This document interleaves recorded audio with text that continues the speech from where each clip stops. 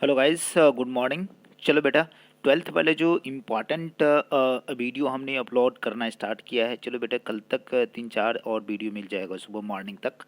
Actual में होगा क्या कि रीज़न क्या है कि कल आपकी एग्ज़ाम होने वाली है, तो जो इम्पॉर्टेंट बातें हैं कम से कम एटलीस्ट जो है शॉर्ट क्वेश्चंस और ऑब्जेक्टिव आप कर सको। यहाँ पे सब्जेक्टिव भी कर सकोगे, कोई दिक्कत नहीं है। नीट वाले बच्चे भी देखेंगे। इंपॉर्टेंट है strategy for the enhancement in food production. इसका हिंदी क्या होता है बेटा? जो बिहार बोर्ड के बच्चे हैं, खाद्य उत्पादन में वृद्धि की कार्यनीति स्ट्रेटजी हमको देखना है। तो कैसे कैसे हम कर सकते हैं? तो एनिमल ब्रीडिंग भी पढ़ सकते हैं और क्या जी, प्लांट ब्रीडिंग को भी कर सकते हैं। तो यहाँ पे चलो बेटा थोड़ा सा कोशिश करो। अब देखो, आपका चैप्टर क्या है? Strategy for enhancement in food production. यहाँ strategy for the enhancement in food production के कंडीशन में बात करते हैं। तो कैटेगराइज करते हैं बेटा 4 पार्ट में इसको। एनिमल ब्रीडिंग है, प्लांट ब्रीडिंग है, सिंगल सेल प्रोटीन है, इसको शॉर्ट में एससीपी बोलते, और तीसरा जो टिश्यू कल्चर। लास्ट ईयर में हम बात करते हैं, ट्वेल्थ बोर्ड की बात करते हैं, ट्वेल्थ बोर्ड की बात करते हैं बेटा, बोर्ड की बात करते हैं, बिहार बोर्ड की। तो इससे एक एक जो है शॉर्ट क्वेश्चन और एक लॉन्ग क्वेश्चन आया हुआ था टिश्यू कल्चर से। तो कितना हो गया? 5 तो 7 नंबर का, और 2 जो है 2 से 3 आपका ऑब्जेक्टिव था। तो 10 नंबर का क्वेश्चन सिर्फ और सिर्फ टिश्यू कल्चर से है। टिश्यू कल्चर में करना क्या है? माइक्रो प्रोपेगेशन, मतलब कि हमने पढ़ा चुका है रिप्रोडक्शन इन ऑर्गेनिज्म, याद करिए, सूक्ष्म जनन इसको बोलते हैं। सोमेटिक हाइब्रिडाइजेशन, मतलब कि दो दो सेल है, उस दो सोमेटिक सेल है, बॉडी सेल है, उसको फ्यूज करने की प्रोसेस को क्या बोलते हैं? सोमेटिक हाइब्रिडाइजेशन, ठीक है ना। मेरिस्टेमेटिक कल्चर की बात करते हैं, मेरिस्टेम सेल्स का क्या करते हैं? संवर्धन करते हैं। और सोमा क्लोनल करते हैं, सोमा क्लोनल कल्चर करते हैं। सोमेटिक सेल का फिर से हमने क्या कहा कि उसकी फ्यूजन करते हैं। ये तो हो गया। अब हम एनिमल ब्रीडिंग में क्या क्या देखते हैं, इसका ऑब्जेक्टिव क्या है, इसका ऑब्जेक्टिव क्या है? सबसे इंपॉर्टेंट बात है कि इसमें हम ग्रोथ करवाएं, प्रोडक्टिविटी को बढ़ाएं, डिजायर क्वालिटी को, मतलब कि जो हमारा ऐच्छिक जो है गुण वाली चीज़ों को, उसमें वृद्धि करवाएं।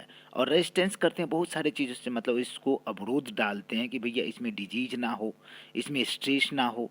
ये एडवर्स कंडीशन में, एडवर्स मेंटल स्टेटस में भी क्या कर सकता है? ये ग्रो कर सकता है, एनिमल ब्रीडिंग में कंडीशन में रह सकता है। मेथड इसका क्या हो सकता है? ये तो ऑब्जेक्टिव हो गया।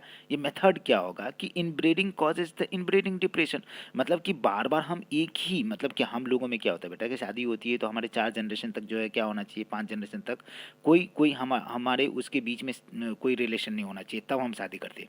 तो सोचो, कहीं ना कहीं शादी इस तरह से करते हैं कि कोई ना कोई जेनेटिक बेस हमें मिलता जुलता ना हो।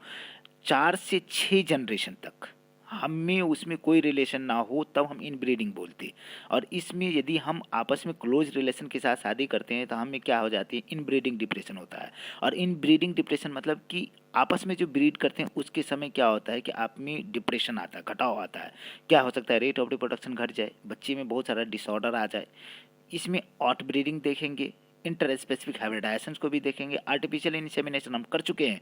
आर्टिफिशियल मतलब कि हमने सीमेन किसी डोनर से लिया, हस्बैंड से लिया, या हस्बैंड से लिया, उसको क्या करते हैं? इंजेक्शन में भर करके वेजाना के अंदर उसको ट्रांसफ़र करते हैं। MOET, मोट, multiple ovulation embryo transfer technology, बहुत इंपॉर्टेंट है। ये क्वेश्चन कभी भी आ सकता है। ये तो एनिमल ब्रीडिंग हो गया, हमारा हुआ। चलो प्लांट ब्रीडिंग के कंडीशन में हम बात करते हैं। तो प्लांट ब्रीडिंग में आपको याद रखना चाहिए बेटा कि प्लांट ब्रीडिंग में हम आगे चल करके देखो एरो करते हैं, ठीक है, आगे हम देख लेंगे। ये सिंगल सेल प्रोटीन के कंडीशन में एस्पारुलिना है, एग्जाम्पल है। मिथाइलोफिलस मिथाइलोट्रोपस की बात करते हैं। और दूसरा हम क्लोरेला की भी बात करेंगे, जो सिंगल सेल प्रोटीन है, यूनिसेलर है और प्रोटीन ही है। उसमें क्या होता है कि गुड क्वालिटी के प्रोटीन आपके बनते हैं, न्यूट्रिशन होता है। कहा जाता है अल्टीमेट सोर्स है न्यूट्रिशन का। किसके लिए? Plant including human women being, मानव के लिए। तो यहाँ पे प्लांट ब्रीडिंग को आगे खींच करके आप ले चलो। प्लांट ब्रीडिंग को हम क्या करते हैं बेटा? आगे खींच करके लाते हैं। तो प्लांट ब्रीडिंग हमारा ये हो गया, आया ना, ये प्लांट ब्रीडिंग हो गया। हमने क्या कहा कि प्लांट ब्रीडिंग को खींच के लाओ। अब प्लांट ब्रीडिंग में हम क्या क्या देखेंगे उसके बाद? मेथड को देखने वाले के क्या क्या मेथड है। तो इसमें 5 स्टेप है प्लांट ब्रीडिंग का। सबसे पहले तो हम जर्म प्लाज जिस कलेक्ट करते हैं, ठीक है ना, उसमें एवेल्युएशन करते हैं कि कौन अच्छा है कौन ख़राब है।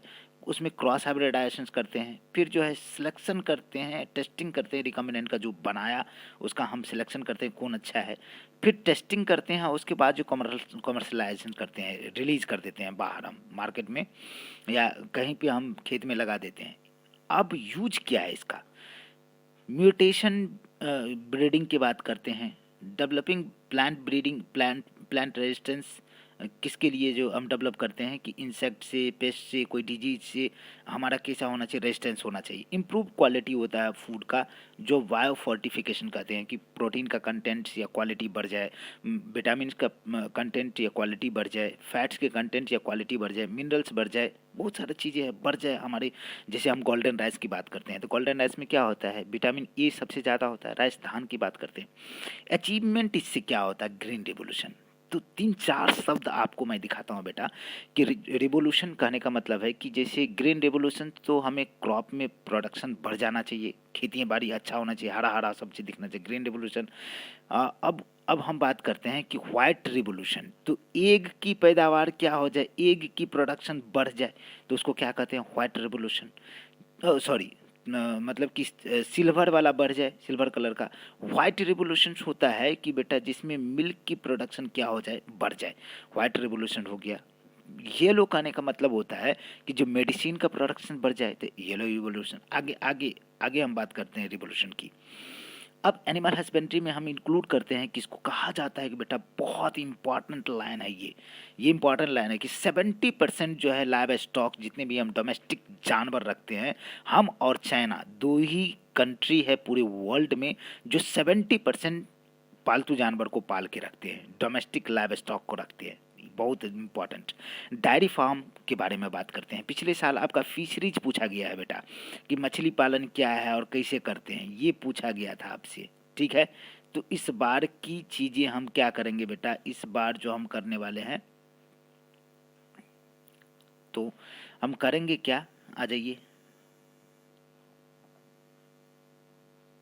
ठीक है, इम्पॉर्टेंट है, आ जाइए यहाँ पे थोड़ा सा हमें बात करना पड़ेगा बेटा। ये तो घसक ही नहीं रहा है, कहीं मैं इधर कर देता हूँ, शिफ्ट कर देता हूँ, चला गया बाहर, ठीक है। चलिए इसको देखता हूँ, चलिए कोई बात नहीं, रिगेन कर लिया हमने। चलो कोई दिक्कत नहीं है। यहाँ से हम लोग करते क्या है कि हमें पिछले साल बेटा आपका फिशरीज पूछा गया है, इस बार पोल्ट्री फार्म के बारे में बात करते हैं। तो पोल्ट्री फार्म भी बात करें, पोल्ट्री फार्म से पहले हम लोग क्या बात करेंगे, डेयरी फार्म की बात करते हैं, मतलब कि हम दूध की प्रोडक्शन के बारे में बात कर लेंगे, किसका, दूध की प्रोडक्शन के बारे में बात करेंगे। तो इम्पॉर्टेंट है बेटा, यहाँ पे हम डेयरी फार्म मैनेजमेंट के बारे में बात करते हैं। तो इसमें क्या करते हैं, प्रोडक्शन मिल्क का करते हैं, लेकिन इसमें कंडीशन है कि dot labour for the agricultural work के लिए, मतलब एग्रीकल्चर जितनी भी चीज़ है हम उसमें उन्नति करवाते हैं। Management of the dairy farm, animal involves in the regular maintenance, cleaning, animal shelter, ये सब देखते हैं। उसका अच्छे रहन सहन होना चाहिए, उसको साफ़ सुथरा करो, उसको रेगुलर जो है आप मेंटेनेंस करो। Animal should be kept in a well ventilated roof, मतलब कि उसको इस घर में रखेंगे, इस छतदार घर में रखेंगे जहाँ पे उसको कम्प्लीटली क्या वेंटिलेशन मिलता होगा, क्रॉस वेंटिलेशन। पोल्ट्री फार्म के बारे में, पोल्ट्री मतलब मुर्गी समझते हैं, मुर्गी पालन ही नहीं समझो, जितना भी आपका जो है घरेलू जो पक्षी को पाल के रखते हैं उसके बारे में। डन किसके किसके लिए, किसकी ज़रूरत पूरा करने के लिए, तो एग का और चिकन का, ठीक है ना, मीट का। तो मैनेजमेंट जो डोमेस्टिक फॉल मतलब घरेलू जो पक्षी के बारे में, to improve the quality production of egg and chicken, egg और चिकन की क्वालिटी को क्या करते हैं, बढ़ा देते हैं। तो फूड प्रोडक्शन जो है पोल्ट्री का, रेगुलर क्लीनिंग होना चाहिए फार्म का। आप जो है जो उसकी मेंटेनेंस करो, देख रेख करो, मेंटेनेंस करो, उसका टेम्परेचर कैसा है, वेंटिलेशन कैसा है, क्योर डिजीज़ का मतलब कि आप डॉक्टर से कैसे उसका सलाह लेते हैं, पेस्ट उस्ट के बारे में जो है उसको उसको क्या क्या देना चाहिए, पेस्ट कंट्रोल करना चाहिए कि नहीं करना चाहिए, ये सारे के सारे। अब हमारे पास क्या है कि एग्रीकल्चर से रिलेटेड हम बात करते हैं बेटा, एग्रीकल्चर से रिलेटेड बात करेंगे, इंपॉर्टेंट है। तो एग्रीकल्चर से जैसे ही रिलेटेड आप बात करोगे तो एग्रीकल्चर में क्या पढ़ते हैं, खेती बाड़ी आ जाएगा ना। तो कह रहे कि it is keeping, oh sorry sorry sorry sorry, agriculture नहीं, एपीकल्चर, एपीकल्चर मतलब मधुमक्खी पालन, ठीक है ना। मधुमक्खी पालन की बात करते हैं तो यहाँ पे हम हनी बी के कैसे हम कॉलोनी बनाते हैं, कैसे लार्ज स्केल पे इसको जो है हनी का प्रोडक्शन करवाएंगे, हमारे पास क्या होगा, और अदर प्रोडक्ट हनी, एपीकल्चर में हनी तो हो ही गया, हनी तो हुआ, मध शहद। दूसरा कंडीशन है कि हनी के अलावा हम बात करते हैं तो वैक्स, वैक्स समझते हैं ना, मोम। इसका हनी एपीकल्चर का मुख्य मुख्य काम है बेटा, वैक्स का निर्माण, मोम का निर्माण। हनी तो सेकेंडरी हो गया, ये सेकेंडरी हो गया, प्राइमरी क्या होगा, तो इसमें मोम का आ जाएगा ना। तो इंडिया में जो मुख्य है आपका मधुमक्खी, एपिस इंडिका है, एपिस इंडिका है।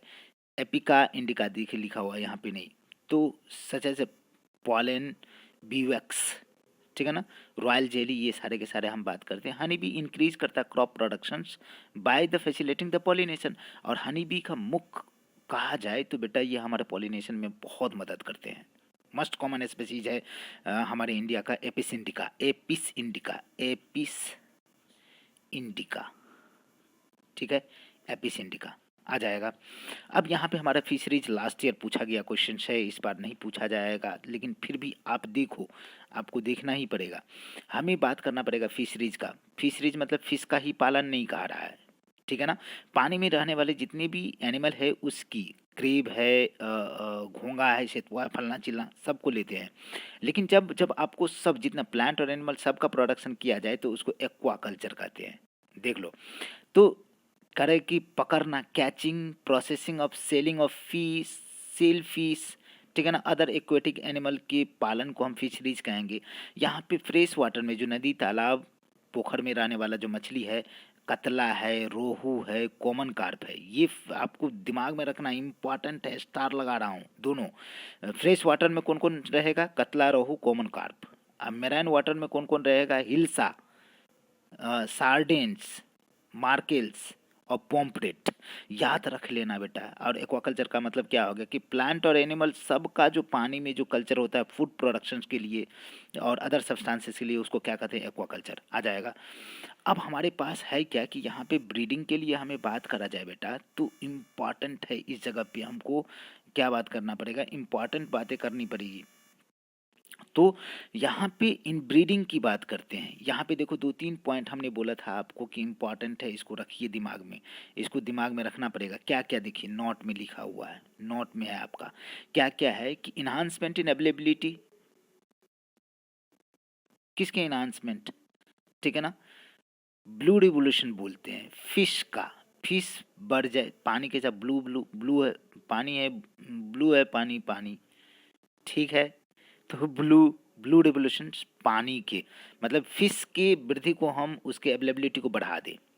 हम किसको, मिल्क की प्रोडक्शंस को बढ़ा देते हैं तो उसको व्हाइट रिवोल्यूशंस कहते हैं, और एग की प्रोडक्शन को बढ़ा देते हैं उसको सिल्वर रिवोल्यूशन बोलते हैं, और क्रॉप के प्रोडक्शन को, खेत में जो अनाज की प्रोडक्शन को बढ़ा दे उसको ग्रीन रिवोल्यूशन। 4 इंपॉर्टेंट है बेटा, दिमाग में रखना, ऑब्जेक्टिव हो सकता है हमें भी पूछे। एनिमल ब्रीडिंग के कंडीशन में बात करते हैं तो हम क्या करते हैं, एनिमल को बढ़ाते हैं, उसकी यील्ड को, ठीक है ना, डिजायर क्वालिटी को इम्प्रूव करने का काम करते हैं। ये 2 पॉइंट इंपॉर्टेंट है। यहाँ पे हम एनिमल ब्रीडिंग में करेंगे, इन ब्रीडिंग होता है और आउट ब्रीडिंग होता है। इन ब्रीडिंग करने का मतलब है कि आपस में हम शादी करवा देते हैं। आउट ब्रीडिंग मतलब हम 4 से 6 जनरेशन तक आपस में शादी नहीं करवाते हैं। आउट ब्रीडिंग भी 3 तरह का होता है। ब्रीडिंग, एनिमल ब्रीडिंग 2 तरह का, इन ब्रीडिंग, आउट ब्रीडिंग। इन मतलब अपने में ही शादी रिलेशन में, आउट मतलब बाहर से शादी करते हैं। आउट क्रॉसिंग, क्रॉस ब्रीडिंग और इंटर स्पेसिफिक हाइब्रिडाइजेशंस। और क्रॉसिंग कहने का मतलब क्या है बेटा, यहाँ पे हमारे पास क्या है कि इन ब्रीडिंग, सबसे पहले सुनो इन ब्रीडिंग होता क्या है। इन ब्रीडिंग क्या होता है ये सुन लीजिए पहले। तो इन ब्रीडिंग के केसेस में आपको बात करना पड़ेगा कि इन ब्रीडिंग होता क्या है। इन ब्रीडिंग आप समझो, इन ब्रीडिंग कहना कि mating of closely related individuals with in 4 to 6 generation, 4 से 6 पीढ़ी तक हम आपस में ही शादी करते रह जाए, उसको इनब्रीड। इसका डिसएडवांटेज बहुत इंपॉर्टेंट है, स्टार लगाइए। क्या होता है कि इनब्रीडिंग की वजह से इनब्रीडिंग डिप्रेशन आता है, जिसकी वजह से उसकी उसकी जनन दर या प्रोडक्शन का दर, फर्टिलिटी मतलब उसमें बच्चा पैदा करने की कैपेसिटी या जो प्रोडक्शन है उसकी उसकी कैपेसिटी जो है दिन ब दिन क्या हो जाता है जी, कंटिन्यूअस घट जाता है। ड्यू टू कंटिन्यूअस इनब्रीडिंग की वजह से घट जाएगा। आउट क्रॉसिंग क्या होता है, उसी में हमने कहा आउट क्रॉसिंग, ठीक है ना, ये इस जगह पे होता है कि mating of unrelated species same breed having a no common ancestor. हमारा कोई पिछला हिस्ट्री नहीं है कि उसके साथ में कोई रिलेशन रहा है, अदर साइड, दोनों साइड से 4 से 6 जनरेशन तक, तब हमारा क्या होता है, अच्छा बच्चा आता है, अच्छा नस्ल आता है। सिंगल आउट क्रॉसिंग जो है आपका क्या कर सकता है, इनब्रीडिंग डिप्रेशन को ख़त्म कर सकता है, डिप्रेशन को ख़त्म कर सकता है। आउट क्रॉसिंग क्या है बेटा, आउट क्रॉसिंग करने का मतलब है कि यदि मैटिंग होता है सुपीरियर मेल और फीमेल से, ठीक है ना, फीमेल से दूसरे ब्रीड का, superior female of another breed, जैसे हम बात करते हैं, बहुत अच्छा एग्जाम्पल है हेट्रोसिस के कंडीशन में, हाइब्रिड विगर, इसे बहुत ही तेज तरार और अच्छा बच्चा आएगा। जैसे मान लो कि हिंदू है, मुस्लिम से शादी कर दो तो एकदम बिल्कुल नस्ल चेंज हो जाएगा, होना चाहिए बायोलॉजिकली, लेकिन लोग नहीं मानते इसको, समाज अभी एक्सेप्ट नहीं करते हैं। लेकिन बहुत सारे जगह पे देखो, बॉलीवुड में पूरे को पूरे लोग तो यही कर रहे हैं, आपस में जो है कोई कास्ट उस्ट नहीं होता वो लोगों में। देखो क्रिश्चियन जो है सिख से, सिख जो है हिंदू से, हिंदू जो है मुस्लिम से शादी करते हैं इसे, तो उन लोगों में देखो सुपेरियर क्वालिटी तो आ रहे हैं ना, characterize by the super performance of the offspring. Offspring क्या होगा जी, ओवर द बोथ पेरेंट, दोनों पेरेंट से इंटेलिजेंट होगा। जो जो पेरेंट हिंदू मुस्लिम थे उससे बच्चा जो आने वाला है वो बहुत ही काफ़ी तेज होगा। जैसे दूसरी एग्जांपल आपका पंजाब में जो है, पंजाब में एक नस्ल था हिसार डेल सिप, सिप का वैरायटी है भेड़ का, प्रोड्यूस किया गया किससे, बीकानेरी ईब से और मेरानो रैम। मेरानो रैम कहाँ पे, पंजाब में। मेरानो रैम जो दोनों सिप है, बीकानेरी ईब, ये दोनों मिला तो क्या बन गया, हिसार डेल्स बन गया। ये क्या है जी, आउट क्रॉसिंग का, आउट ब्रीडिंग का एग्जाम्पल है। आउट क्रॉसिंग तो आपने देख लिया, उसका ही टाइप है क्रॉस ब्रीडिंग। अब अब यहाँ पे हमारे पास एग्जाम्पल है इंटर स्पेसिफिक हाइब्रिडाइजेशन के कंडीशन में, दो स्पीसीज है लेकिन रिलेटेड है, दो स्पीसीज है लेकिन रिलेटेड है। जैसे मान लो कि घोड़ा और गधा को, घोड़ी मतलब कि हॉर्स और डंकी, यहाँ पे बात करते हैं between the two different unrelated species, different related species, different लेकिन रिलेटेड है लेकिन अलग अलग है, दो डिफरेंट अलग अलग है, तो उससे घोड़े या गधे को मिलाने से क्या बन गया, खच्चर बन गया, म्यूल। आर्टिफिशियल इंसेमिनेशन के कंडीशन में सीमेन कलेक्ट किया गया सुपेरियर मेल से, और इसको जो है सीमेन को स्टोर करते हैं या इमीडिएटली यूज कर लेते हैं, कुछ भी हो सकता है, और सीमेन को इंजेक्ट करता है into the female reproductive tract में, सुपीरियर फीमेल में, और ब्रीड करने के बाद जो है डिजायरेबल जो है pioneer are achieved, progeny are achieve, progeny जो उसका होता बच्चा जो होता है डिजायरेबल होगा, अच्छा क्वालिटी का होगा। एमओईटी की बात करते हैं, multiple ovulation embryo transfer technology की बात करते हैं, तो कॉली एक हमने उसमें एक हार्मोन दिया एफएसएच, फॉलिकुलर स्टिमुलेटिंग हार्मोन, तो सुपर ओवुलेशन होता है, बहुत सारा एग देगा, इंड्यूस करेंगे हम ओवुलेशन के लिए, लीड्स टू द 6 से 8 एग होता है, कितना, 6 से 8 एग देता है, आ जाएगा ना बेटा, 6 से 8 एग देगा। और उस एग को हम क्या करेंगे कि बहुत सारे जो है, बहुत सारे इसमें मतलब कि हमारे पास जो है बहुत सारे गायों में इसको ट्रांसफ़र करेंगे, बहुत सारे गाय में क्या करेंगे, 6 से 8 एग है, इसको आर्टिफिशियली हमने इंसेमिनेट कर दिया, फर्टिलाइजेशन हुआ, एम्ब्रियो बना, 8 से 32 से 8 से 16 सेल स्टेज में रिकवर करते हैं नॉन सर्जिकली और ट्रांसफ़र करते हैं सरोगेट मदर में। एक गाय से लिया दूसरे गाय में हम ट्रांसफ़र कर दिए। प्लांट ब्रीडिंग के कंडीशन में बात करते हैं तो क्या क्या हो सकता है, प्लांट ब्रीडिंग के कंडीशन में हम जेनेटिक मैकअप उसको सुधारते हैं, मतलब कि इकोनॉमिकली यूज करते हैं जी।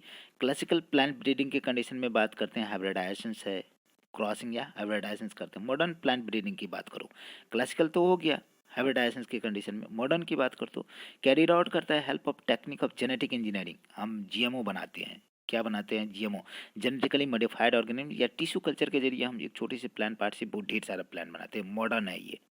लेकिन क्लासिकल जो था उसमें क्या करते थे, इन्वॉल्व करते हैं हाइब्रिडाइजेशन या क्रॉसिंग ओवर, ठीक है ना। एम क्या है इसका, इसका एम है कि हम कैसे पैदावार को, यील्ड को बढ़ा दें, इम्प्रूव कैसे करें क्वालिटी को, तो इसी तरह से जेनेटिक इंजीनियरिंग की मदद से किसी इन्वायरमेंटल जो स्ट्रेस कंडीशन है, बहुत ही गर्मी हो रही है, बहुत सारी ठंडी लग रही है, बहुत बारिश हो रही है, उससे कैसे टॉलरेट कराएगा हमारा प्लांट, उसमें करेंगे। पेस्ट से कैसे कंट्रोल करें, पेस्ट भी हमारा ऐसा बनाए कि उस कोई भी कीड़ा मकोड़ा भी क्या करे, उस हमारे प्लांट को नहीं खा सके। तो अब हमारे पास आता है ये सवाल कि भाई आप जो है स्टेप्स जो है आप करो कि कैसे किस तरीके से इसका जो है आप इस इसको सुपीरियर क्वालिटी में चेंज कर सकते हैं। तो हम करते क्या है कि यहाँ पे हमारे पास स्टेप जो इन्वॉल्व है, क्या क्या हो सकता है इन्वॉल्वमेंट प्लांट ब्रीडिंग के कंडीशन में। पहले कलेक्शन करते हैं वेरिएबिलिटी को, दूसरी एवेल्युएशन करते हैं जर्म प्लाज को, ये कौन अच्छा है, और सिलेक्शन करते हैं प्लांट को कौन प्लांट अच्छा है। क्रॉस हाइब्रिडाइजेशन करते हैं between the selected plant, cross करते हैं मतलब दो जो है डिफरेंट स्पेसीज से मिला करके सिलेक्शन और टेस्टिंग करते हैं सुपीरियर हाइब्रिड को, जो आया इसके बाद जो बच्चा आता है कौन अच्छा वाला है उसको सेलेक्ट कर लिया, उसको सेलेक्ट करके फिर जो हम टेस्टिंग करते हैं और रिलीज करते हैं कमर्शलाइजेशन के लिए न्यू कल्टीवेटर का। तो हम इसको क्या करते हैं, लगा देते खेत में और इसको बीज बना के सेलिंग करते हैं। अब एग्जाम्पल है इंडियन हाई यील्डिंग वैरायटी, किसका, क्रॉप का। तो कौन कौन सा है देखो, कुछ हमारा एनसीईआरटी में भी डाटा दिया हुआ है, बट यहाँ से आप थोड़ा सा संतोष करिए। ये राइस का जो वैरायटी है बेटा, जया और रत्ना, दोनों अच्छी वाला वैरायटी है जो ज़्यादा यील्ड देता है, हाई यील्ड देता है, ठीक है ना। व्हीट के कंडीशन में हम बात करते हैं तो कल्याण सोना और सोनालिका, जिस समय सोनालिका गजब की पैदावार करी उसी समय में सोनालिका ट्रैक्टर आया, याद है ना। शुगर केन की कंडीशन में बात करते हैं तो दो स्पेसी शुगर केन का, सैक्रम ऑफिसिनेरम और सैक्रम बारबरी। तो सैक्रम बारबरी जो हमारे नॉर्थ इंडिया में होता है शुगर केन ईख, उसमें क्वालिटी अच्छी नहीं था, बट कंटेंट अच्छे नहीं होता था, शुगर अच्छा नहीं होता था, गुड़ नहीं बनता था ज़्यादा, लेकिन पतला पतला होता था, लेकिन मीठा बहुत लगता था, समझ में आ रहा है, एकदम मज़ेदार। ये साउथ में होता है सैक्रम ऑफिसिनेरम, ठीक है ना। मैलेट जौ बाजरा की बात करते हैं, हाइब्रिड मेज है, ज्वार है, बाजरा है, ये कंडीशन में।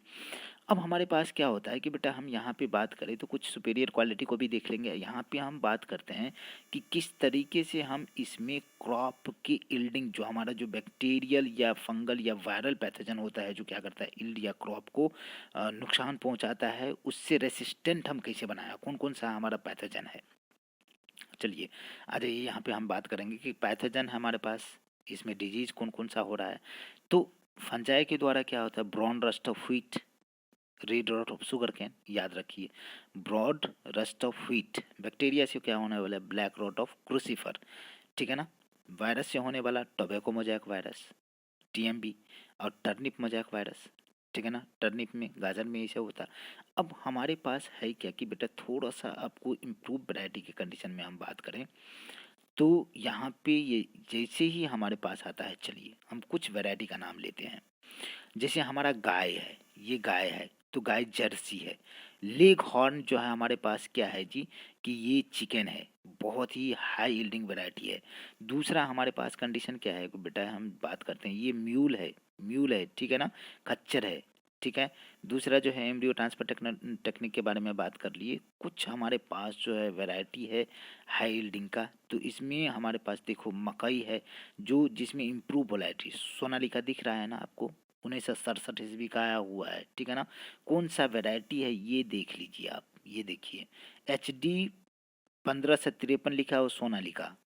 तो आपको यही यदि एग्जाम में इस तरह से आपको पूछ दे कि उस पे क्या लिखा हुआ है, ये देखिए कि ये मेज है, इस मेज में क्या क्या कि भैया प्रोटीन का कंटेंट बढ़ा दिया, ये पी का है 1542, देख लीजिए यहाँ पे नाम दिया हुआ है बेटा, आपको दिमाग में रखना पड़ेगा, हाइब्रिड क्रॉप है ये इंडिया का, मेज है, व्हीट है और गोल्डन पी है, ये गोल्डन पी 1542। अब यहाँ पे आपको थोड़ा सा हम बात करेंगे, बढ़ा ही दे रहे हैं। ये जो है हमारे पास कुछ वैरायटी है, ठीक है ना, कुछ वैरायटी है, कुछ क्रॉप है उसका वैरायटी है, और उसमें जो है किस डिजीज से उसका रोग निरोधक क्षमता बना हुआ। व्हीट में कौन वैरायटी, हिमगिरी, इसमें रस्ट लीफ और स्ट्रैप रस्ट की कंडीशन में, हिल बर्न्ट के कंडीशन में। ब्रासिका है, ब्रासिका के करण राय इसको दिया था, पूषा स्वर्णिम, व्हीट व्हाइट रस्ट है, ठीक है। यहाँ पे ब्रासिका और रिसे कंडीशन है, ये जान रहे हो ना आप सरसों की बात कर रहे हैं। कॉलीफ्लावर के कंडीशन में पूषा सुभ्रा और पूषा स्नोबॉल K1, इसको ब्लैक रॉट और curl black blight black rot. Cowpea है Pusa Komal, bacterial blight. Chilli है पूषा सदाबहार, ये चिली मोजैक वायरस तो ये सारे के सारे जो बात करते हैं बेटा, ये देख रहे हो आपको क्या लिखा हो कि crop variety hybridisation and selection for the desire resistance to the fungi virus bacteria, इस सब से इसको बचाया जा सकता है, इसमें इम्प्रूव वैरायटी आ चुका है। अब हमारे पास कुछ वैरायटी है, देखो बेटा इम्पॉर्टेंट है जो वैरायटी है, क्रॉप है, यहाँ पे इंसेक्ट पेस्ट है। ब्रासिका मस्टर्ड की बात करते हैं, सरसों, पूषा गौरव किससे बचा देता है, एफिड से। फ्लैट बीन है जो चपटा वाला बीन होता है, सेम सेम जिसको बोलते हैं सेम, पूषा सेम 2, पूषा सेम 3, तो जैसीड, एपिड और फ्रूट बॉर्डर से इसको प्रोडक्शन मिल जाता है।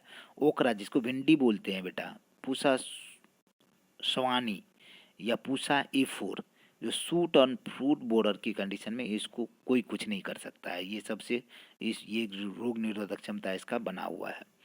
अब बेटा हमारे पास है क्या कि सवाल है कि इस जगह पे हमें कुछ क्रॉप की वैरायटी है जो जो हमको बात करना है। जैसे मान लीजिए कि हमने टोबैको को टर्निप की कंडीशन में बात कर लिए, यहाँ पे हमारा देख लो कि ये इम्पॉर्टेंट है। आपको एग्जाम्पल है crop variety that provide the resistance against the disease, ये रेजिस्टेंस प्रोवाइड कर रहा है। पूषा कोमल की कंडीशन वैरायटी है कॉपी का, ठीक है ना, रेजिस्टेंस टुवार्ड्स किसके लिए, बैक्टीरियल ब्लाइट डिजीज से। हिमगिरी जो गेहूं का है, व्हीट का वैरायटी है, ये रेजिस्टेंस है किसका, लीफ और स्ट्रैप रस्ट, लीफ और स्ट्रैप, लीफ और उसका जो है पेड़, ठीक है ना। एग्जाम्पल कुछ वैरायटी का जो resistance towards the insect pest, insect pest को कुछ नहीं कर सकता है, कुछ नहीं उखाड़ सकता है। पूषा गौरव है वैरायटी किसका, ब्रासिका मस्टर्ड का, resistance against the aphid, aphid इसका कुछ नहीं उखाड़ सकता। पूषा सवानी है वैरायटी ओकरी भिंडी का, रेजिस्टेंस होता है अगेंस्ट किसका, सूट और फ्रूट बॉर्डर जो है, सूट को और फ्रूट को नहीं छेद कर सकता है। बायोफोर्टिफिकेशन क्या होता है, यदि हम क्या करते हैं कि न्यूट्रेंट क्वालिटी जो है अपने क्रॉप में बढ़ा दें, ठीक है ना, तो उसको क्या कहते हैं जी, biofortification. The process of breeding crop having high level of vitamin, minerals, higher protein and healthier fat के कंडीशन है, उसके कंटेंट को बढ़ा दे। सिंगल सेल प्रोटीन की बात करते हैं, एससीपी, इसको क्लोरेला और स्पाइरुलिना और मिथाइलोफिलस मिथाइलोट्रोपस की कंडीशन, उसमें क्या होता है जी, फूड की क्वालिटी, न्यूट्रिशन क्वालिटी क्या होता है, बढ़ जाता है। जैसे सिंगल सेल प्रोटीन एससीपी की बात करते हैं, alter the source of protein for animal and human, ठीक है ना, अल्टरनेट सोर्स है, अल्टरनेट सोर्स है। एस्पायरुलिना इसका एग्जांपल है, the source of food rich in protein, fats and carbohydrate. Spirulina good food है, फूड रिसोर्सेज है। मिथाइलोफिलस मिथाइलोट्रोपस है। फिर जो क्लोरेला है, कौन सा, क्लोरेला, मिथाइलोफिलस मिथाइलोट्रोपस ये भी है। टिश्यू कल्चर के कंडीशन पिछले साल का क्वेश्चन है बेटा। टिश्यू कल्चर में क्या हो जाता है, एक छोटे से पार्ट लेते हैं मेरिस्टेमेटिक और उसको क्या करते हैं, कल्चर मीडिया में ग्रो करवाते हैं, कैलस बनता है, कैलस को फिर से नए न्यूट्रिशन मीडिया में इसको ग्रो करवाते हैं। तो ये क्या करता है कि छोटा छोटा पेड़ बनता है, इस पेड़ को हम बाहर निकालते हैं और खेत में लगा देते हैं, तो ढेर सारा पेड़ बन जाता है। Apical axillary meristem plant use in making a virus pre plant, बिल्कुल जो एपिकल पार्ट होता है, सोमेटिक हाइब्रिडाइजेशन का ये टेक्निक इन्वॉल्व होता है। Fusion of protoplast drive from the two different plant variety, दोनों अलग अलग सोमेटिक, मतलब कि उसमें हम प्रोटोप्लाज्म का फ्यूजन करवाते हैं, ठीक है ना, हाइब्रिड सेल बनाते हैं जिसको सोमेटिक हाइब्रिड बोलते हैं। माइक्रो प्रोपेगेशन कंडीशन में एक छोटे से प्लांट पार्ट से न्यू प्लांट पार्ट से टिश्यू कल्चर के द्वारा हम शॉर्ट ड्यूरेशन में बहुत सारा प्लांट बना लेते हैं, ठीक है ना। Plant produce genetically identical plant produce करता है जेनेटिकली आइडेंटिकल प्रोजेनी, जिसको सोमा क्लोन कहते हैं बेटा, सोमा क्लोन कहते हैं, आ जाएगा हमारे पास बेटा। यहाँ पे इम्पॉर्टेंट है, ये चैप्टर आपको करना ही पड़ेगा, माइक्रोब्स इन ह्यूमन वेलफेयर, अभी का अभी हम लोग करेंगे तुरंत, इसी लेक्चर के अंदर जो हम लोग करने वाले हैं, ठीक है बेटा। तो इम्पॉर्टेंट है आपके लिए जो जो यहाँ से एकदम बिल्कुल जो है